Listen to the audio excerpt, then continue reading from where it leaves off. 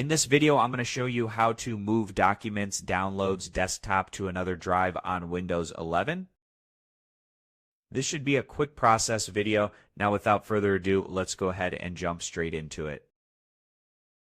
Now just go ahead to the search menu, type in File Explorer, click on Open, and after you do that, just go ahead to the left side. Right-click on the folder you want, for example, Desktop, and click on Properties. After that, this window will pop up for you. Just go ahead, click on Location, and then you can click on Move.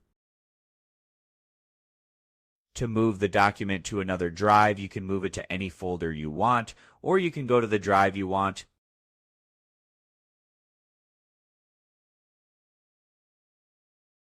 Click on it, and after you click on it, click on Select Folder so you can move it to that drive. Now just click on Cancel, and you can do this for any other folder you want. For example, let's choose Documents, right-click on it, and then click on Properties again. Now go ahead, click on the Location tab. Click Move, and you can choose to move it to whatever folder you want. Just click on the folder, click Select Folder, and that's it.